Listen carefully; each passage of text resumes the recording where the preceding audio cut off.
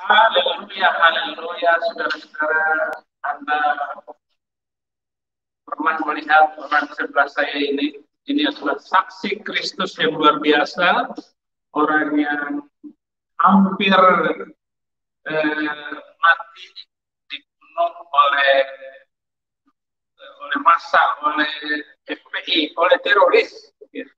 Ya teroris, mau namanya Boko Haram, mau JI, mau HTI, itu namanya sama aja. Orang yang itu juga, mentalnya itu juga kadrun. Tetapi sekarang ini yang luar biasa adalah saksi hidup. Dan beliau pernah ketemu dengan Saifuddin Ibrahim sudah lama sekali, dan ini baru jumpa dengan beliau, Pak Domingus Kenjam, yang pernah dipotong bebek angsa masak di kuali. Lagu mereka itu sangat mengerikan. Tanpa memperpanjang waktu, silakan kampanye yang luar biasa Pak Domingus.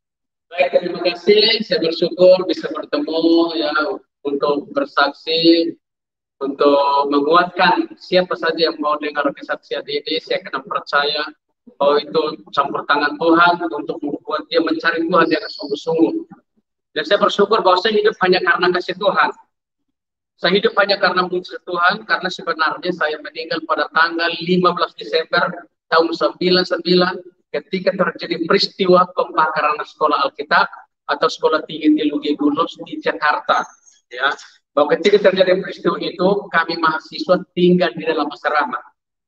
Kalau waktu masa masuk, kami ditangkap dan dipotong, saudara. Saat itu kami 37 orang yang dipotong. Saya meninggal dua, saya sama teman saya orang Jogja, ya, orang Jogja. Jadi saya bersyukur bahwa Tuhan Yesus itu luar biasa, ya, bahwa Tuhan Yesus itulah yang sanggup menolong saya, membangkitkan saya, dan saya hidup lagi. Kalau di dalam Kristen, bahwa kita lihat dalam Injil bahwa Lazarus itu dibangkitkan pada tahun 2000 yang lalu, tapi tahun 99 Tuhan Yesus membangkitkan saya dan saya hidup lagi. Kenapa saya katakan demikian? Karena tulang leher putus, saraf-saraf tidak bisa disambung sama dokter, darah habis, bahkan tulang leher pun tidak bisa disambung sama dokter. Tapi dalam Yesus, Tuhan Yesus sambungkan semuanya. Malam hari itu saya keluar dari kampus, saya lari menuju ke rumah teman. Di sana saya berdoa. Dan saya ketuk pintu mau sembunyi di situ karena masih sudah berpuasa dekat kampus kami. Dan saya dikejar-kejar dulu. Akhirnya saya lari menuju ke rumah teman. Saudara lah di sana. Lalu tidak membuka pintu bagi saya. Lalu saya ketuk pintu. Ada orang dengar ketukan pintu itu. Alihkan senter ke saya. Mereka berteriak. Itu ada mahasiswa. Disitulah saya ditangkap. Tangan saya diikat pakai tali, kepala saya ditutup pakai kain, lalu saya dibawa. Waktu saya dibawa pun pedang udah nempel itu, berdoa, berteriak-teriak, pedang itu semakin ditekan. Darahnya mulai netes, baju saya udah penuh dengan darah. Ya. Lalu di sana pun saya berdoa, saya bilang Tuhan saya tidak mencuri, saya tidak bersalah. Saya juga baru datang dari Kupang, saya juga belum bertobat sungguh-sungguh, kenapa saya ditangkap. Ya. Tapi saya berdoa. Saya bilang Tuhan, malam hari ini kalau saya meninggal, saya akan masuk surga. Nah, itu doa saya. Lalu selesai saya ditangkap, saya dibawa, lalu ada yang tendang saya jatuh dalam got, nggak bisa bangun. Seorang bapak angkat saya tarik saya dalam got, dia angkat itu segini, dia banting saya, akhirnya pingsan. 5 menit kemudian saya sadar, saya berdoa, Tuhan Yesus, tolong saya. Waktu saya berdoa begini, rupanya masa masih jaga saya di situ. Loh, orang ini masih hidup, orang ini masih berdoa.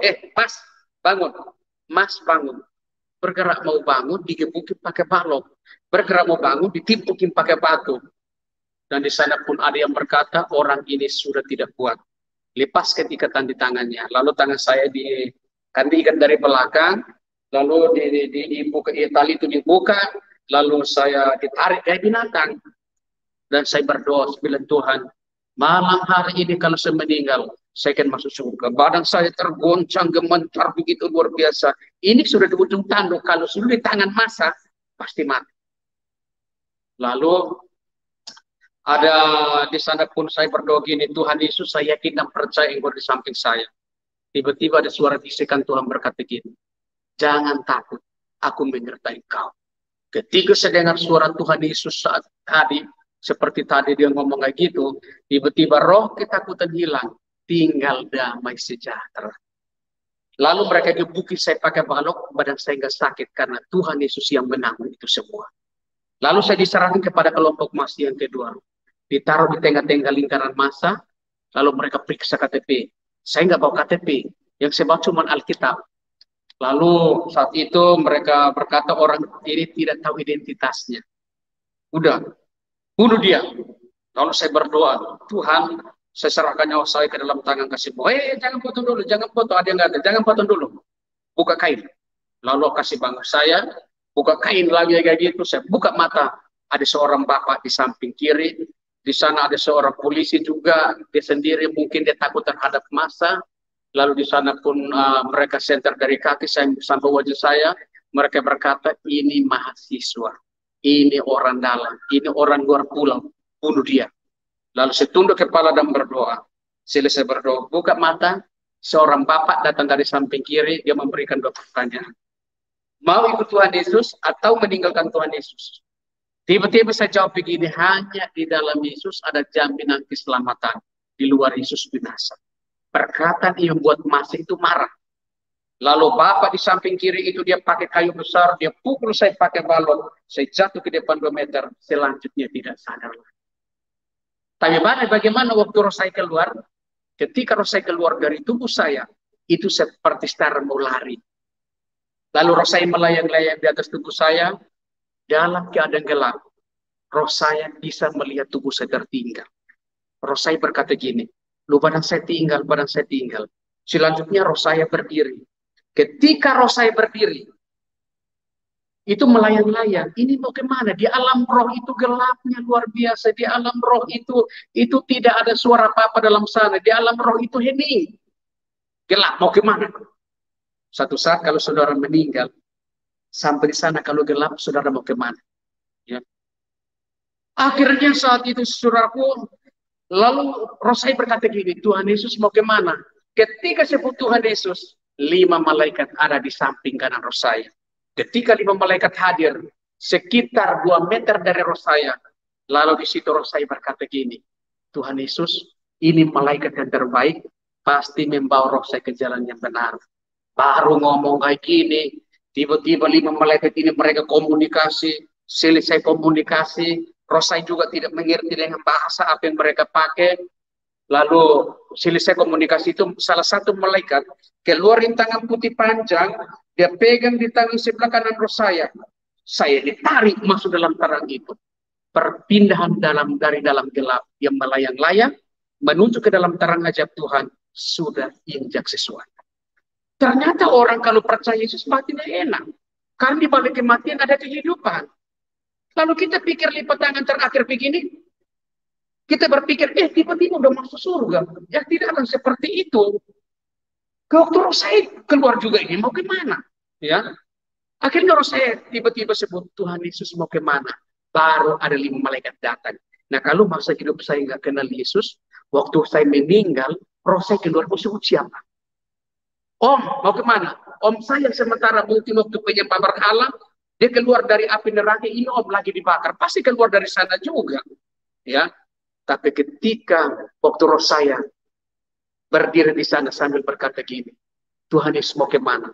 Ketika sebut Tuhan Yesus, 5 malaikat ada di samping kanan saya, dan di situ roh saya berkata, ini malaikat yang terbaik, pasti membawa roh saya ke jalan yang benar. Selesai ngomong lagi di satu malaikat pegang di tangan sebelah kanan roh saya ditarik masuk dalam terang itu. Perpindahan dari dalam gelap menuju ke dalam terang ajaib Tuhan sudah injak sesuatu. Itu ada damai, ada sukacita, jalan di lantai yang diinjak bersama dengan 5 malaikat ini, itu bercahaya begitu luar biasa. Lalu tiba-tiba 5 malaikat ini bagi. 2 malaikat dari samping kanan, 2 malaikat di samping kiri saya, dan 1 malaikat berdiri di depan saya.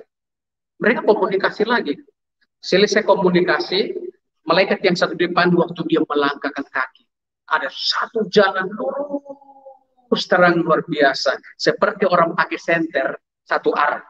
Ya, Nah, ketika jalan ini terbuka, sekalipun di pinggir kiri kanan gelap, di dalam kegelapan itu terjadi perubahan. Lalu tiba-tiba ada suara tangisan dan penderitaan. Ada orang menangis meraung-raung dalam kegelapan itu. Mereka menangis minta pertolongan kepada malaikat-malaikat ini untuk narik mereka dari gelap masuk dalam terang ini. Mereka minta pertolongan luar biasa, secara manusia sangat menakutkan loh.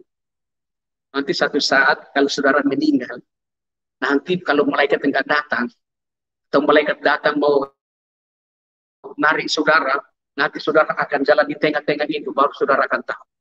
Secara manusia ketemu begini juga, memang kehidupannya sesungguhnya itu di surga, waktu kita pulang loh, ya. Di bumi ini kan cuma sesaat loh, ya. Apa sih yang kita sombongkan, apa sih yang kita andalkan dalam hidup kita? Kalau selagi masih ada waktu dan kesempatan, lebih baik cari Yesus loh. Karena Yesus menjanjikan, akulah jalan dan kebenaran dan hidup. Tidak seorang pun datang kepada Bapa kalau tidak melalui aku.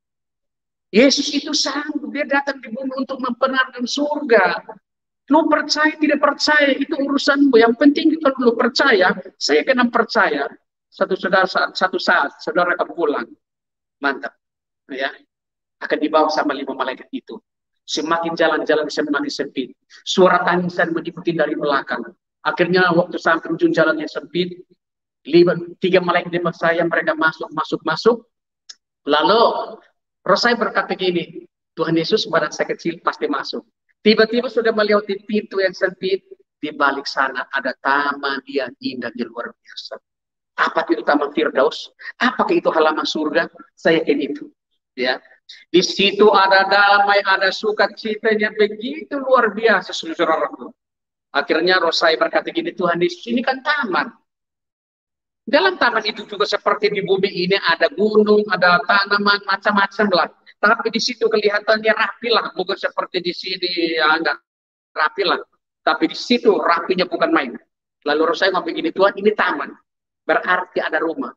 Baru berkata bilang rumah. Tuhan Yesus memperlihatkan satu istana yang megahnya luar biasa. Lalu Rosai berkata, Tuhan Yesus itu rumah. Berarti ada orang di dalam. Rosai dibawa sama 5 malaikat ini.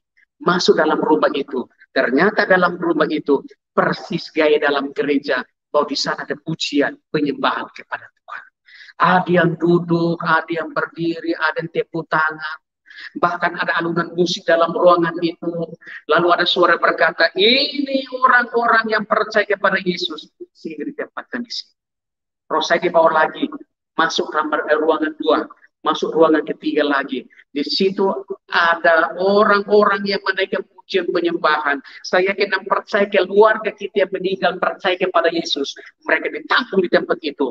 Roh-roh orang benar ditampung di tempat itu untuk menaikkan pujian penyembahan kepada Tuhan. Oh, enggak ada di sana. Di sana hanya mereka pakai jubah putih menaikkan pujian penyembahan. Lalu Rosai dibawa masuk kamar keempat. Ruangan keempat, ruangan itu kosong, ya. Rosai melangkah 3-4 langkah ke depan, tiba-tiba Tuhan memperlihatkan ada sinar, ya. Lalu di depan mata Rosai itu ada sinar kemuliaan Tuhan muncul. Ya, sinar ini mungkin melalui matahari lah, membuat mata Rosai nggak bisa lihat lagi. Lalu 5 malaikat ini pun hilang. Lalu ada suara berkata dalam ruangan itu berkata gini, berlutut. Rosai langsung berlutut. Waktu berlutut, Tuhan membuka satu kitab yang besar. Ketika kitab itu terbuka, buku besar ini terbuka, ini tulisan keluar hilang. Tiba-tiba tinggal kertas putih, terbuka lembar yang kedua. Di sana saya berdiri nari kambing. Tiba-tiba nari kambing itu sampai potong itu kambing, makan dagingnya. Hilang, keluar lagi jerat itu ayam sampai makan itu ayam, makan bakar itu ayam sampai makan dagingnya, hilang, keluar lagi. Apa yang saya curi di kampung saya di timur sana, Tuhan kasih keluar semua di situ. Apa yang saya lakukan, binatang api yang saya curi, Tuhan memperlihatkan semua. Apa yang kau lakukan waktu masa hidupmu? Mata Tuhan ada di segala penjuru untuk mengawasi yang baik dan yang jahat. CCTV itu dari surga memantau saudara dan saya. Apa yang kau buat? Jadi masa hidup kita, saya kena percaya saudara dan saya, kita bukan orang benar, kita orang jahat di mata Tuhan. Tapi sekurang-kurangnya marilah kita datang kepada Tuhan. Minta ampun sama Tuhan. Kalau masih menyimpan dendam, akar kepahitan, ya, masih menyimpan yang namanya kegelapan dalam hidup kita, selesaikan di hadapan Tuhan. Jangan sampai tiba-tiba mati membawa beban yang sangat berat. Jangan membawa dosa-dosa kembali ke sana. Tuhan berkata ada pengakuan, ada pengampunan dari Bapa loh. Tapi kalau nggak diselesaikan, sampai sana mempertanggungjawabkan loh. Umur saya saat itu baru 19 tahun. Ya, umur saya baru 19 tahun. Tapi dosa saya 3 halaman. Lalu Rasul berkata gini, Tuhan Yesus, saya tahu engkau mati dan engkau salib. Tiba-tiba tinggal kertas putih, terbuka lembar G4, tidak ada tulisan lagi. Udah, Rasul dalam keadaan tutup mata, lalu buka mata begini, ternyata buku ini hilang. Rasul lihat ke sinar tadi, sinar itu pun hilang. Tapi di tempat sinar tadi, di sana hanya ada altar yang bulat. Ada mimbar yang bulat. Baru percaya begitu luar biasa. Akhirnya Rasul berkata, oh itu tempat Tuhan Yesus di takhta surga. Lalu tiba-tiba ada suara Tuhan berkata gini, Domingus pulang, belum tiba saatnya untuk datang melayani aku. Ketika Rasul mendengar orang itu melihat ke samping kanan, Tuhan Yesus menunggang kuda putih. Lalu Rasul berkata, ini Tuhan Yesus, saya harus pulang. Lalu badannya berubah jadi sinar, kuda putih berubah jadi sinar. Rasul berkata gini, Tuhan Yesus mau pulang. Waktu balik begini, Rasul masuk dalam tubuh saya, kaget saudara-saudaraku. Waktu kaget ingatan yang pertama, lu kenapa pulang ya? Kok hidup lagi? Tadi kan di surga. Kok haus ya? Waktu bilang haus, baju saya ini basah. Saya ambil darah 3 gumpalan darah, saya masukin dalam perut saya. Lalu badan saya telan darah saya, badan saya mulai tergoncang. Baru saya berdoa dalam hati. Akhirnya, lalu saya mau bangun, mau jalan ya. Waktu mau angkat kepala begini, tiba-tiba kepala saya jatuh. Angkat begini udah kayak gini, lu Tuhan lihat saya putus. Setahu saya, waktu masa tangkap saya dipukul pakai balon. Tapi waktu sadar, kok angkat kepala gini, udah putus. Yang pegang cuma depan sini. Akhirnya saya berteriak, tolong! Suara nggak keluar dari mulut. Suara keluar dari sini. Krrr, tolong! Krrr, gitu ya. Akhirnya saya berdoa dalam hati, ada yang datang angkat saya kayak binatang, dibawa ke jalan raya. Sampai di jalan raya, ini ada foto ya, sampai di jalan raya periksa KTP tidak ada. Mereka berkata, orang ini sudah meninggal, udah foto ke rumah sakit yang dekat. Nah, ini foto kalau saudara lihat, ini saya diangkat jam 3 pagi. Saya dibunuh jam 10 malam, jam 3 pagi baru ditemukan. Ya, lalu ditaruh di pinggir aspal. Nah, ini. Lalu saya ditaruh di pinggir aspal. Nih. Nah, saudara boleh lihat. Ini dapat dari wartawan SCTV. Ya. Nah ini. Serem ya. Ini foto saya di pinggir aspal. Lalu dibawa ke rumah sakit UKI. Sampai rumah sakit UKI, dokter sarafnya berkata ini 2 kemungkinan. Mati kalau hidup cacat seumur hidup. Karena yang pertama tulang leher tidak bisa disambung. Yang kedua saraf-saraf tidak bisa disambung. Yang ketiga cairan otak udah keluar. Yang keempat darah habis. Dokter cuma jahit kulit, tidak kasih bius, tidak kasih donor darah. 4 hari kemudian meninggal lagi dalam ruang ICU. Ya, akhirnya dokter berkata Domingus meninggal. Bawa dia ke ruang mayat. Keluarga saya berkata jangan, cari kamar yang lain. Pimpinan kami berkata jangan. Dalam Yesus ada kebangkitan. Orang mati bisa dibangkitkan. Mereka berdoa. Ketika mereka berdoa, roh saya udah pergi ke alam roh, bertemu dengan Tuhan Yesus. Tuhan Yesus berteriak, balik! Roh saya balik lagi ke rumah sakit itu. Sampai di sana, roh saya berdepan pintu kamar. Ada orang buka pintu, roh saya menuju ke tempat tidur. Roh saya melihat perawat mereka pakai alat pemacu jantung. Cuk, gas setrika 2 itu, taruh di dada gitu. Tuk gitu. Roh saya sambil kayak gini. Ketika mereka angkat alat itu, roh saya masuk dalam tubuh saya, kaget. Waktu kaget, leher saya bunyi, kruk. Akhirnya saya bilang, suster, coba buka ikatan ini. Ketika suster buka ikatan di leher saya sudah tersambung. Ketika suster buka ikatan di leher saya ini, itu lapar setengah mati. Ya, itu sudah lapar setengah mati. Akhirnya minta makan, saya makan, turun jalan-jalan sampai pagi. Besoknya ketemu sama dokter. Dokternya kaget, loh Domingus hidup. dokter saya mau pulang. Hah? Kamu ada keluarga? Saya bilang nggak ada keluarga. Akhirnya dokter berkata, anak ini kalau dihidup pasti lumpuh total. Anak ini kalau dihidup tidak mungkin berbicara. Mungkin jadi bego-bego. Tapi sampai detik ini tidak ada bego-bego. Sampai detik ini tidak ada lumpuh dalam hidup saya. Karena Yesus sanggup menyatakan kuasa mujizatnya. Dalam Yesus tidak ada yang mustahil. Dia sanggup memberi yang terbaik. Kalau engkau percaya, ketika engkau sakit, panggil Yesus. Dia akan datang. Dia akan sembuhkan saudara dan saya. Dia ahli yang hidup. Dia Yesus yang hidup. Ketika engkau panggil namanya, disitulah engkau akan bertemu sama dia. Dia Bapa yang penuh kasih. Bapa yang penuh dengan mujizat. Ketika kita panggil dia, mujizat Allah, mujizat dari Tuhan Yesus dinyatakan dalam hidup kita. Ini masih ada leher nih. Oh, ini masih ada bekasnya. Ya, nah ini nih. Sampai pilih. Ya. Nah, ini.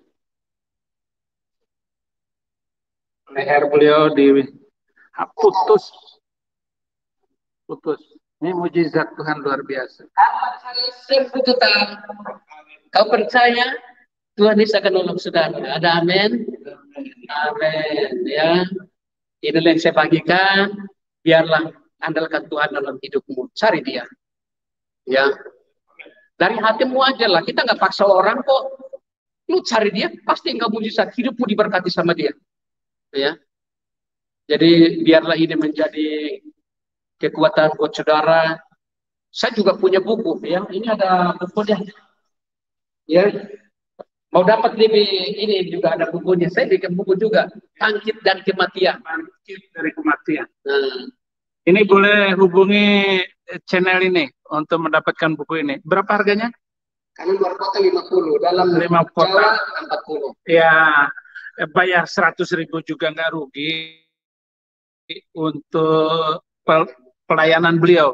Untuk pelayanan beliau silakan hubungi channel ini. Nanti saya akan dapat buku ini untuk dikirimkan kepada saudara. Ongkos kirimnya paling 10.000 juga. Oke, baik, saudara-saudara yang luar biasa, kesaksian dari seorang hamba Tuhan, dan sekarang beliau bisa keliling dunia karena dibangkitkan dari kematian. Waktu itu berarti 12 tahun yang lalu beliau disembelih sama sudah berapa?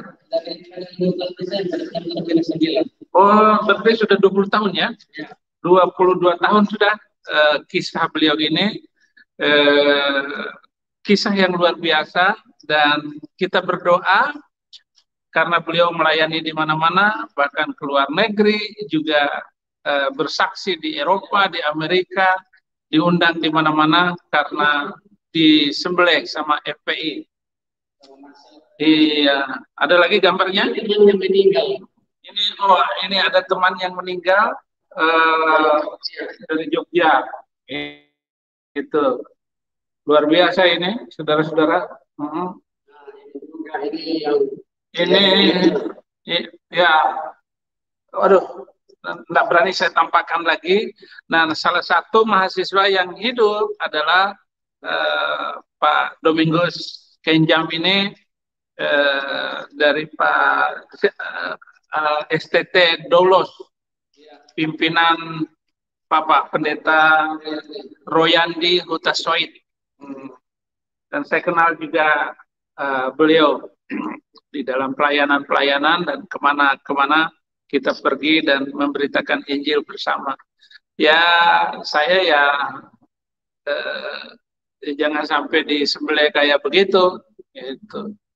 Ya, kalau disembelih ya mungkin kekuatan saya langsung innalillahi wa inna ilaihi rajiun, mati. Gitu.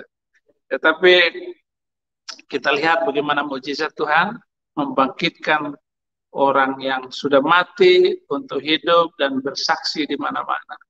Terima kasih saudara-saudara, sudah cukup waktu dan kami ketemu di Semarang ini, dan karena beliau juga saya dihubungi agar khutbah di gereja tadi.